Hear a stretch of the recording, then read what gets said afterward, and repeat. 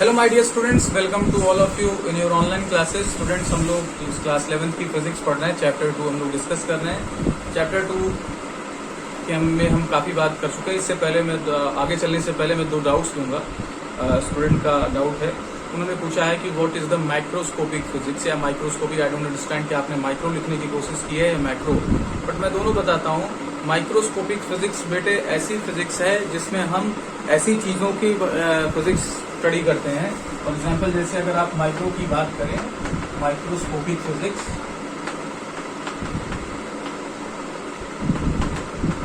तो जैसे आप इलेक्ट्रॉन्स या न्यूक्लियस, है ना, न्यूक्लियस या एटम्स, इन सब के बारे में अगर आप पढ़ते हो बेटे तो वो माइक्रोस्कोपिक बोला जाएगा। माइक्रोस्कोपिक यानी ऐसी चीजों की फिजिक्स जिसको हम सीधे डायरेक्ट आंखों से नहीं देख सकते, या जिसका हमें, है ना, डायरेक्ट आंखों से देखना नहीं बन पाता, उसको हम माइक्रोस्कोपिक ऑब्जेक्ट्स बोलते हैं। तो अगर माइक्रोस्कोपिक ऑब्जेक्ट्स की हम फिजिक्स पढ़ेंगे तो ये फिजिक्स किसके रेंज में आएगी? ये आ जाएगी आपके माइक्रोस्कोपिक फिजिक्स में आएगी। इसकी रेंज जो होती है वो 10 टू दी पावर लगभग -4 सेंटीमीटर से शुरुआत हो जाती है, 10 टू दी पावर -4 मीटर से स्टार्ट हो जाती है और इसके नीचे चली जाती है। यानी ऐसे ऑब्जेक्ट्स जिनकी साइज क्या है, इससे कम है, वो माइक्रोस्कोपिक फिजिक्स में आते हैं। अब तो मैक्रोस्कोपिक, MACRO,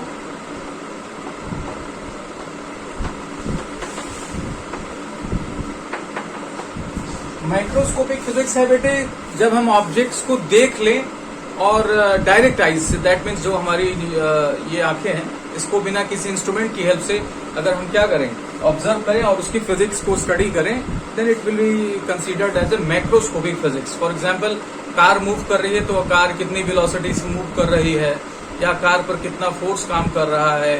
फैन मूव कर रही है तो वो उस पर कितना इलेक्ट्रिसिटी, मतलब कितने स्पीड से घूम रही है। ये इसी तरीके से आप, बारिश हो रही है तो रेन ड्रॉप कितने स्पीड से आ रही है, कितने स्पीड से जाके अर्थ से टकरा रही है, तो उसकी वेलोसिटी या एनर्जी, इस टाइप का क्वांटिटी अगर आप क्या कर पा रहे हो कैलकुलेशन में या फिजिक्स इसका पढ़ पा रहे हो, तो उसे मैक्रोस्कोपिक फिजिक्स बोला जाता है। यानी जो सीधे आंखों से देखी जा सके ऐसे ऑब्जेक्ट्स की अगर हम फिजिक्स पढ़ते हैं तो उसे मैक्रोस्कोपिक, MACRO, मैक्रोस्कोपिक फिजिक्स बोलते हैं। तो ये दोनों डिफरेंसेस हैं। ये आपके विजिबल आइज की क्या है, रेंज होनी चाहिए। तो इससे बड़ी चीजें जो आएंगी वो मैक्रोस्कोपिक में कंसीडर की जाएंगी। आपने दूसरा क्वेश्चन ये पूछा है कि what is the reason behind the phenomenal development of physics in previous years, है ना, कि कुछ लास्ट ईयर्स में फिजिक्स का जो डेवलपमेंट हुआ उसके पीछे का मेन कारण क्या है। तो सबसे मेन बात तो भाई एक तो ये था कि हर चीज का क्वांटिटिव मेजरमेंट, कुछ कारण थे जिसमें से पहला क्वांटिटिव मेजरमेंट।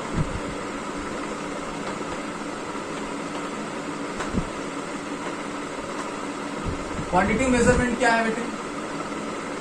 जैसे आप क्या करते हो कि मान लीजिए ये एक लेंथ स्केल लिया आपने और इस बोर्ड की लंबाई निकाली, आपने देखा कि ये 5 मीटर आ गया, ठीक है।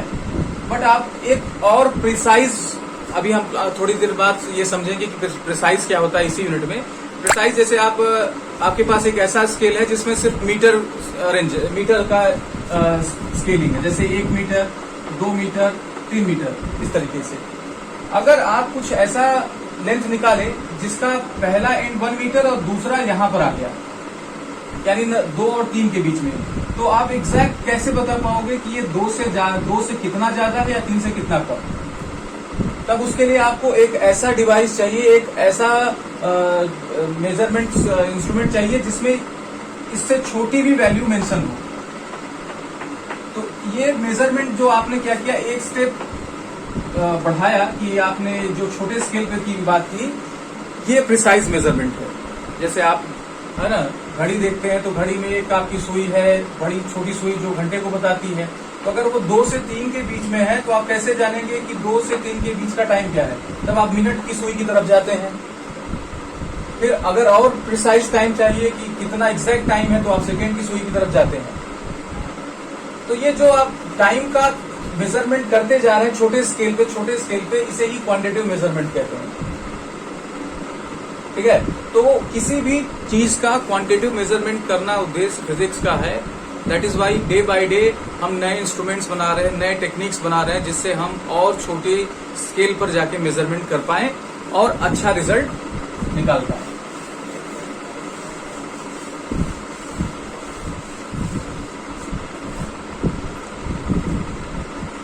ठीक है, दूसरा रीजन बेटे ये था, ये तो पहला रीजन। दूसरा रीजन ये था कि जो फिजिक्स के लॉज हम पढ़ रहे हैं, बेसिक लॉज, वो क्या यूनिवर्सली एप्लीकेबल है, कि दैट मीन्स वो किसी फिक्स रीजन में है या पूरे यूनिवर्स में एप्लीकेबल है। तो ये दो खास रीजन थे, और भी बहुत सारे रीजन हैं। जीके जीएस के पॉइंट हो सकते हैं, आप पढ़ेंगे तो आपको अच्छा लगेगा। आपका ये भी काम है कि आप एनसीईआरटी का पहला चैप्टर पूरा पढ़ें, तो आपको और उसमें डेवलपमेंट्स के आंसर मिलेंगे। तो ये दो मेन कारण थे, तो क्वांटिटेटिव मेजरमेंट, दूसरा फिजिक्स के लॉज को देखना कि क्या वो बेसिक लॉज जो है वो यूनिवर्सली ट्रू हैं या किसी एक डोमेन में फिक्स्ड हैं। तो ये दो खास कारण थे। ठीक है, तो अब बेटे आपका डाउट ये रहा। आगे चलते हैं। लास्ट क्लास में हम लोगों ने मेजरमेंट की बात की थी, मेजरमेंट ऑफ लेंथ, और मेजरमेंट लेंथ में हम लोग बात कर रहे थे इनडायरेक्ट मेथड में, जिसमें हमें आज जानना है parallax method.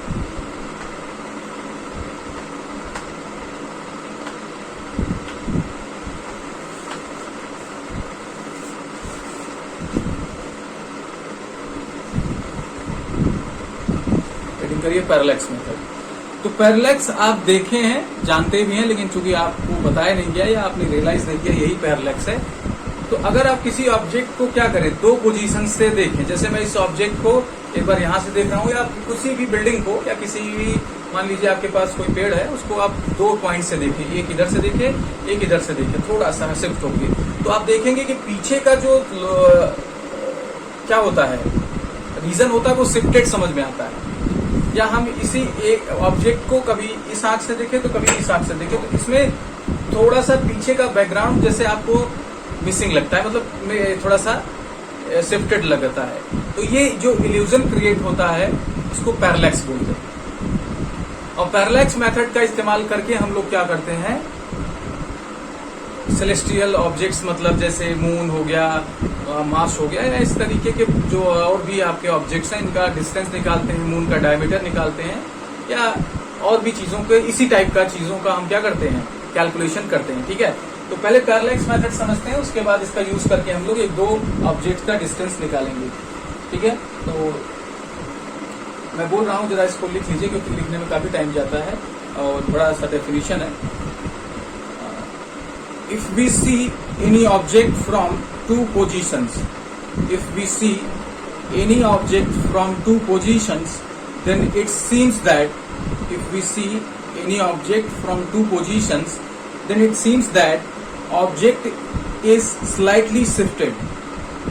If we see any object from two positions, then it seems that object is slightly shifted with respect to its background. If we see any object from two positions, then it seems that object is slightly shifted with respect to its surrounding, yeah, background. Okay, this phenomena is called parallax. This phenomena is called parallax. अब जिन दो positions से बेटे object को देखेंगे, उसको बोलेंगे ऑब्जर्वटरीज। क्या बोलेंगे, ऑब्जर्वटरीज। ठीक है, तो लिखेंगे both the positions from where the object is seen, full stop करके नेक्स्ट पॉइंट में लाइन लिखेंगे कि both the positions from where the object is seen are called observatories, are called observatories, full stop. Distance between the observation, distance between the observation is called basis, and angle between the line joining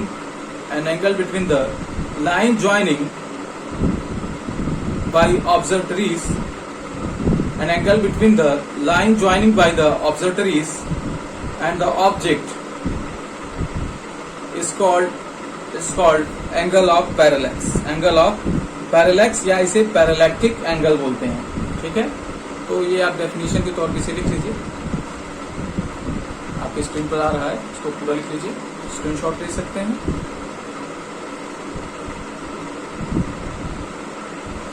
चलिए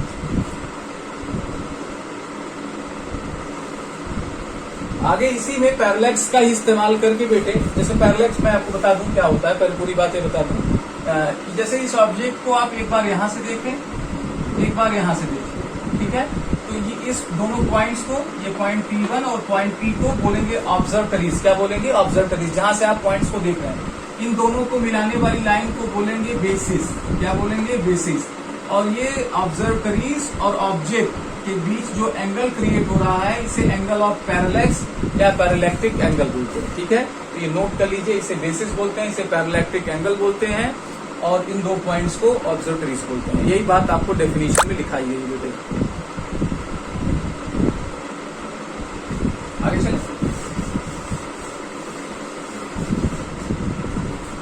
तो इसी का इस्तेमाल करेंगे बेटे measurement में, celestial object के लिए measurement of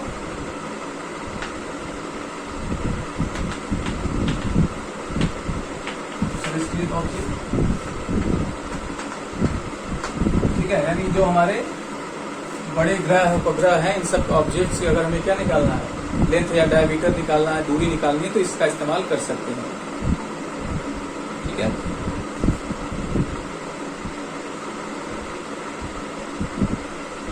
in this method we can find out, ये इसका इस्तेमाल करके किया जा रहा है पैरेलैक्स मेथड का। In this method we can find out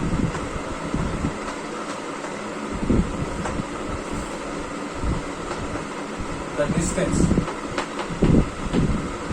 between distance of an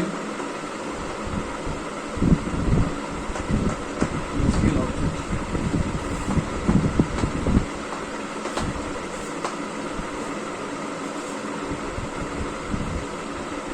जैसे प्लैनेट, स्टार एक्सेट्रा एग्जाम्पल में लिख लीजिए।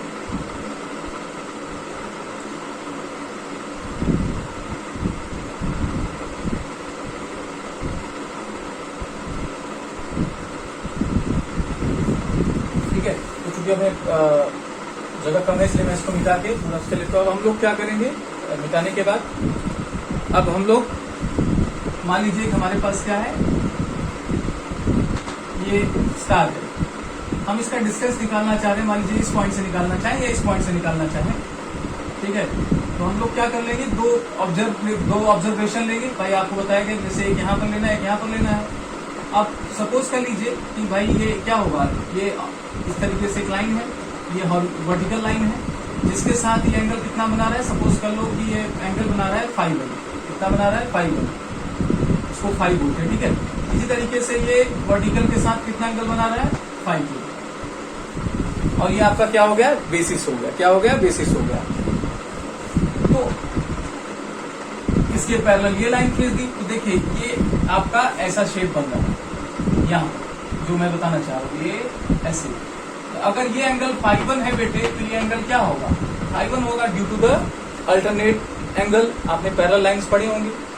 वैसे ही बेटे अगर ये 5 2 है, तो ये क्या हो जाएगा? 5 2 हो जाएगा। तो ये 5 1 और ये 5 2, टोटल एंगल कितना हो जाएगा बेटे? इसी को पैरेलैक्टिक एंगल बोलेंगे। और ये कितना हो जाएगा? ये आपका टोटल 5 1 प्लस 5 2 होने वाला है। अब इसकी हेल्प से हम लोग क्या कर लेंगे, डिस्टेंस निकाल लेंगे। सपोज कर लेते हैं कि ये एंगल क्या है? एस। ये दूरी एस है, मतलब जो दूरी आएगी उसकी वैल्यू एस में आएगी। अब देखिए यहाँ पर हमने एंगल नोट कर लिया, यहाँ पर एंगल नोट कर लिया, और यहाँ से यहाँ जो गए, मूव किए, वो तो हम डिस्टेंस निकाल सकते हैं ना। भाई मान लीजिए पॉइंट अर्थ पे है, ये सन है आपका, तो ये दूरी तो निकालना होगा हमें भाई मैं फॉर्मूला। लेकिन ये जो वॉक करके या चाहे हम कैसे भी गए, यहाँ से मूव किए, तो ये तो दूरी हम निकाल सकते हैं। तो हमें बी पता है, ये बी डिस्टेंस है, बेसिस है, ये हमें पता है, ठीक है। तो इसकी हेल्प से हम लोग क्या करेंगे, निकालेंगे। तो ट्रायंगल का नाम ले लेते हैं, या ऐसे लिखते हैं कि टोटल, ऐसा लिख देते हैं थोड़ा सा, नहीं तो आप लेट a star और प्लेनेट कोई भी इज एट O, है ना, and two observatories and two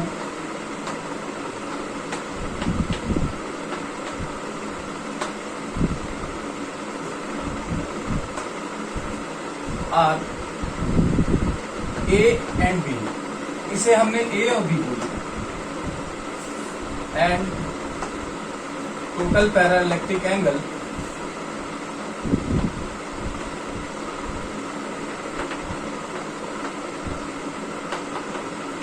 ∅1 + ∅2.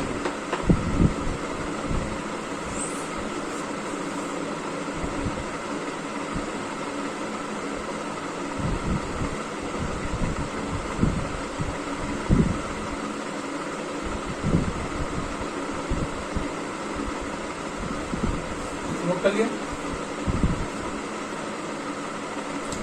अब हमारे पास एक फॉर्मूला है, अगर आप देखें तो एक फॉर्मूला था angle is equal to arc upon radius, है ना। ये फॉर्मूला आपने कक्षा 4, 5 से या 7 से पढ़ा होगा, जैसे भी पढ़ा है। तो अगर हम बात करें, सपोज कर लो ये थीटा एंगल है पूरा, तो थीटा एंगल लेंगे तो यहाँ पे आपका आर्क कितना होगा? आर्क तो आपका ये काम करेगा, कहेंगे सर ये तो स्ट्रेट है बेटे, लेकिन चूंकि बहुत दूरी होने के कारण ये ऑलमोस्ट सेम माना जा सकता है। ठीक है, तो आर्क आपका क्या हो जाएगा? बी, और रेडियस आपकी क्या मानी जा सकती है? S, B S. ठीक है, हमें निकालना एस है, हमें थीटा पता है, हमें बी पता है, that is why we exchange the place S and theta.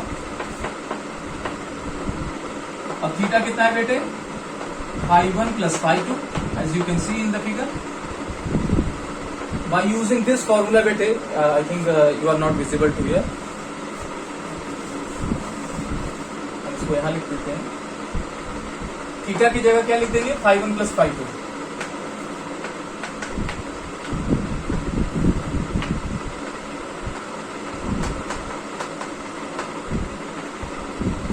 है ना। तो अब आपको क्या करना है? इस फॉर्मूले को देख के समझ में आना चाहिए कि भाई आप ∅1 पे हैं, यहाँ पर ∅1 नोट कर लिए, ∅2 नोट कर लिए, दोनों को ऐड कर देंगे, टोटल एंगल आ जाएगा और ये डिस्टेंस निकाल लेंगे। भाई हम इसको मैक्सिमम, जैसे है ना, बहुत होगा तो जैसे इस पॉइंट पर है तो यहाँ से आधा किलोमीटर कोई दूसरा पॉइंट ले लेंगे, यही पॉइंट्स लेंगे, और इससे ज्यादा क्या ले सकते हैं? और भी बड़े पॉइंट्स ले सकते हैं, मतलब कैलकुलेशन को बनाने के लिए। अच्छा,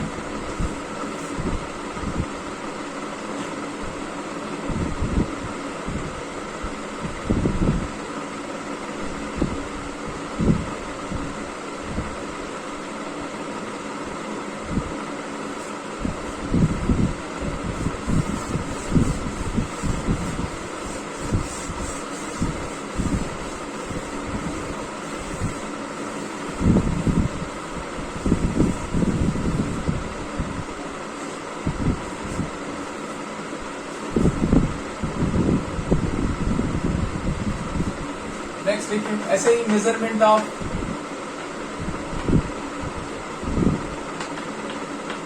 of diameter of the moon.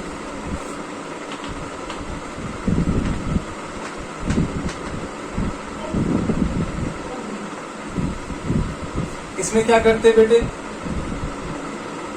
Indirect method से हम मून का क्या करते हैं? डायमीटर निकालते हैं। इनडायरेक्ट मेथड आपको समझ में आ गया होगा कि कोई स्केल नहीं लेते। ठीक है, ये मान लीजिए मून है, इसका डायमीटर d है, सपोज कर लीजिए हम अर्थ पर यहाँ पर हैं, तो क्या करते हैं? एक बार इस एंड को किसी तरीके से मतलब ऑब्जर्व करते हैं किसी विजिबल इंस्ट्रूमेंट से, और देखते हैं कि दूसरा एंड कहाँ पर है। तो दूसरा एंड सपोज कर लीजिए ये थीटा एंगल पे है। कितना एंगल पे है? थीटा एंगल पे, और ये दूरी किसी भी तरीके से निकाली गई है s। ठीक है, let d be the diameter, या s be the distance, s be the distance of moon from point P,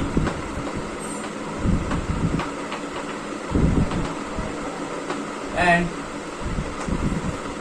angle between line joining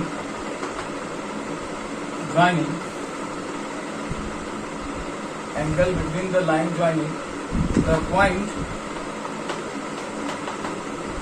and points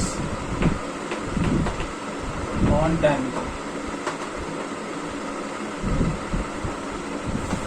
on the moon. तो मून के दो पॉइंट्स आप सपोज कर लीजिए, ये पॉइंट P1 है, ये पॉइंट P2 है, और इससे ये क्या है, ये थोड़ा ये पैरेलैक्स मेथड नहीं है बेटे, ये पैरेलैक्स मेथड नहीं, लेकिन इनडायरेक्ट मेथड से हम इसमें डिस्टेंस निकालते हैं। ठीक है, पैरेलैक्स मेथड भी डिस्टेंस निकालने का इनडायरेक्ट मेथड है, ये भी मेथड है। ठीक है, तो हमें ये पता है कि S ये डिस्टेंस है और ये थीटा एंगल हम नोट कर पा रहे हैं। तो आर्क इज इक्वल टू क्या होता है, एंगल इज इक्वल टू क्या होता है, आर्क अपॉन रेडियस। तो angle is equal to arc upon radius करेंगे, तो यहाँ आर्क आपका D है और रेडियस S है। तो हमें निकालना चूंकि क्या है, D है, दैट इज वाई D को क्या कर देंगे, अकेले रहने देंगे और थीटा को S से मल्टीप्लाई कर देंगे। By this formula we can find out the distance of the find out the diameter of the सन।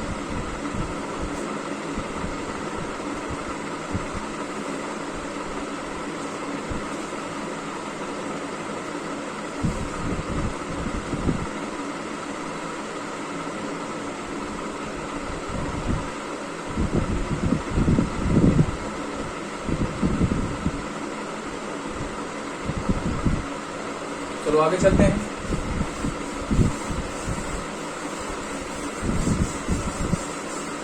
इसी तरीके से बेटे हमारे पास क्या है, मेजरमेंट ऑफ साउंड है, मेजरमेंट बाय रिफ्लेक्शन मेथड। पहले डिस्टेंस का मेजरमेंट रिफ्लेक्शन मेथड से करेंगे, ये भी एक इनडायरेक्ट मेथड है। ठीक है, ब्रैकेट में कर लीजिए, इनडायरेक्ट मेथड। लेंथ का ये इनडायरेक्ट मेथड मेजरमेंट का है, जिसमें सबसे पहले हम लोग देखेंगे क्या, इको मेथड। ठीक है, इको ऑफ साउंड। इको जानते हैं क्या होता है, अगर आप किसी कमरे में बोलते हैं तो आवाज के वापस आने को इको बोलते हैं। उसमें कुछ कंडीशंस है, फिलहाल आप ये समझिए कि साउंड का रिफ्लेक्शन इस्तेमाल करेंगे। जैसे आप कहीं जाते हैं पहाड़ी इलाकों में, तो जाके किसी पहाड़ में बोलते हैं तो आवाज वापस आती है, इसको इको का नाम देते हैं। इसमें कुछ कंडीशंस हैं, लेकिन फिलहाल हमें उसको नहीं ध्यान देना, ये जानना है कि साउंड के रिफ्लेक्शन को हम अभी फिलहाल इको बोल रहे हैं। तो इससे हम लोग क्या कर सकते हैं, किसी ऑब्जेक्ट की डिस्टेंस निकाल सकते हैं। ठीक है, by reflection of sound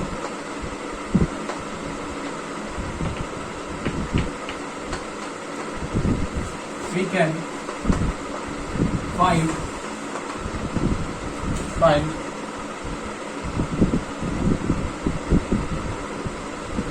the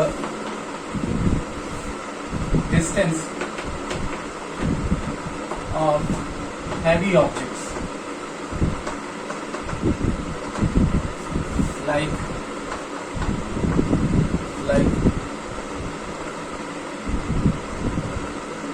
mountains,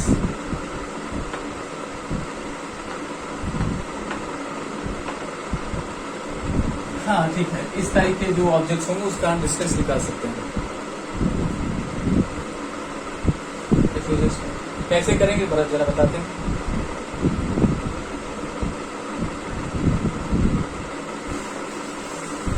देखिए, साउंड के रिफ्लेक्शन में हमको क्या करेंगे, फॉर एग्जाम्पल सपोज कर लीजिए हम यहाँ पर हैं, ये कोई है ना पहाड़ है, इस तरीके से हम यहाँ पर खड़े हैं, हम इसकी डिस्टेंस निकालना चाह रहे हैं। तो कैसे करेंगे, हम साउंड भेजेंगे, हम चाहे बोल के कर सकते हैं। ठीक है, तो साउंड की स्पीड हमें पता होनी चाहिए, एयर में होती है 332 मीटर पर सेकेंड। ठीक है, अब साउंड की स्पीड हमें पता है, ये किसी मेजरमेंट के थ्रू पहले से निकाला गया है। अब हम लोग क्या किए, साउंड भेजे, तो साउंड गई और जाके वापस आई। जब हमने भेजा उसी समय हमने टाइमर स्टार्ट कर दिया, यानी हमें जाने का टाइम पता है। एट वंस हमें जब साउंड का इको सुनाई दिया, यानी साउंड का रिफ्लेक्शन यहाँ से लौट के जब सुनाई दिया, हम उस टाइम को नोट कर लिए, यानी हमें ये पता लग गया कि साउंड यहाँ से यहाँ आने में कितना समय लगा। बात समझ में आई? अब स्पीड भी पता है, तो हम डिस्टेंस स्पीड फॉर्मूला का इस्तेमाल करके क्या निकाल सकते हैं, ये निकाल सकते हैं डिस्टेंस। लेकिन बेटे ध्यान देने वाली बात है कि जब हम मेजरमेंट करेंगे डिस्टेंस का, तो देखिए साउंड को एक बार डी जाने में चलना पड़ रहा है और डी आने में चलना पड़ रहा है, 2 बार डी चलना पड़ रहा है। इस वजह से हमें टोटल डिस्टेंस कितना कंसीडर करना पड़ेगा, 2d करना पड़ेगा। ठीक है, ठीक है। Let a mountain is at the distance from point O. Okay, and echo come back in time t. हमने मान लिया कि इस इको को वापस आने में, साउंड को वापस आने में t टाइम लगा। देन टोटल डिस्टेंस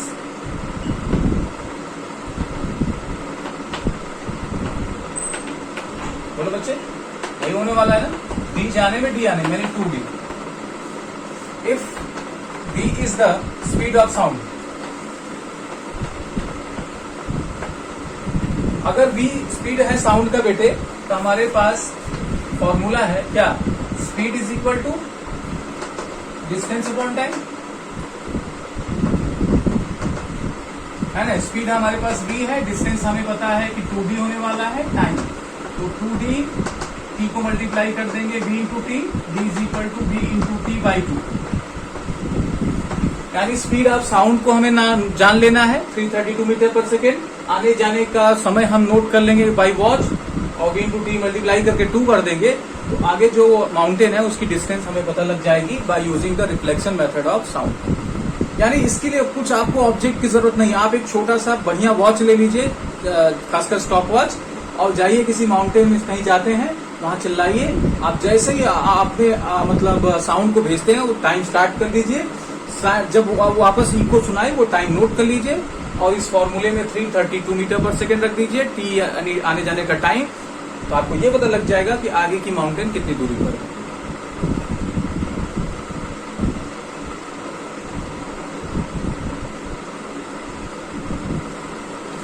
और भी ऐसे मेथड है बेटे जो रिफ्लेक्शन पे आधारित है, उसके बाद रिफ्लेक्शन पे आधारित है, वो दूसरा मेथड है सोनार, bye Sonar method.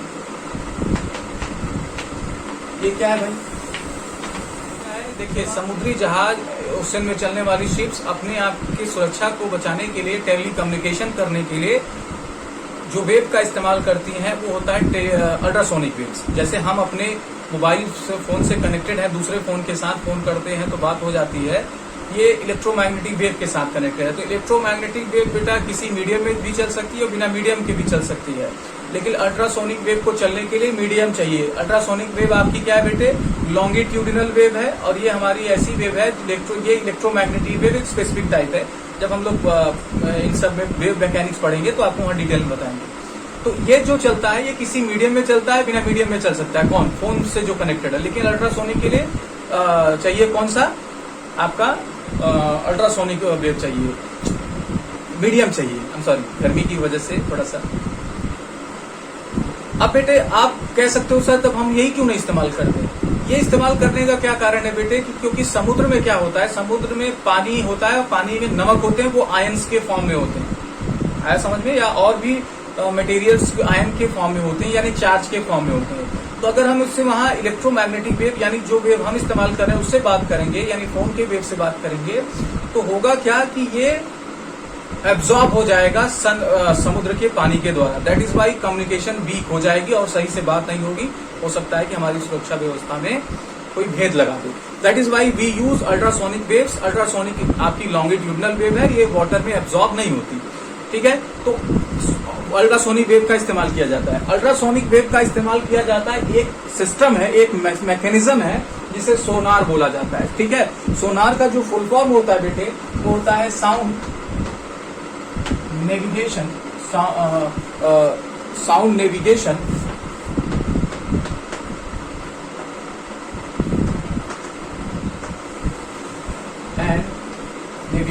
And ragging, ठीक है। वो कॉलेज में होता है, वो वाला नहीं, ठीक है। ये एक मेथड है बेटे, एक सिस्टम है, एक मशीनरी है जिसके थ्रू क्या करते हैं, ये जंगी जहाज आपस में बात करते हैं या अपने आप को मैसेज, अपने आप को बचाते हैं, कौन आ रहा है कौन जा रहा है, ऑल दोज थिंग्स जो आप समझ पा रहे हो कि कम्युनिकेशन के लिए इस्तेमाल किया जाता है, वो सोनार में इस्तेमाल होता है। और सोनार में जो वेव इस्तेमाल होती है बेटे, वो अल्ट्रासोनिक वेव होती है। हालांकि हम इसको सुन नहीं पाते, लेकिन जो मशीन लगी होती है वो इसे डिटेक्ट करती है।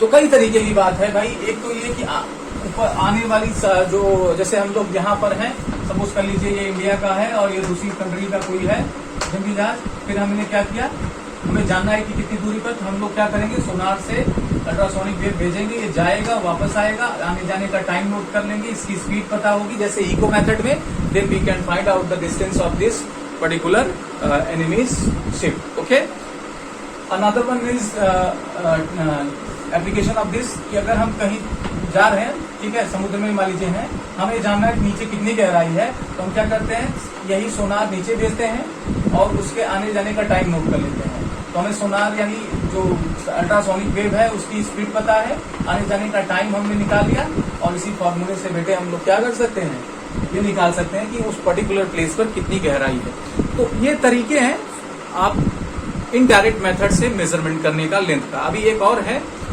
लेजर मेथड, वो हम अगली क्लास में डिस्कस करेंगे बेटे।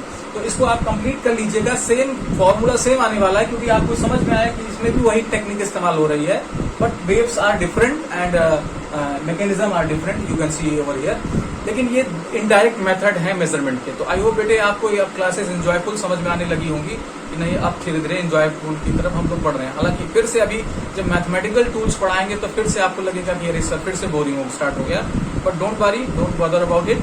जब हम लोग चैप्टर 3 में पहुंचेंगे तो और इंटरेस्टिंग बातें फिजिक्स में निकल के आएंगी। Physics is all about the interest. आप जितना इंटरेस्ट दिखाओगे उतना ज्यादा ये समय के साथ इंटरेस्टिंग होता जाएगा, ठीक है।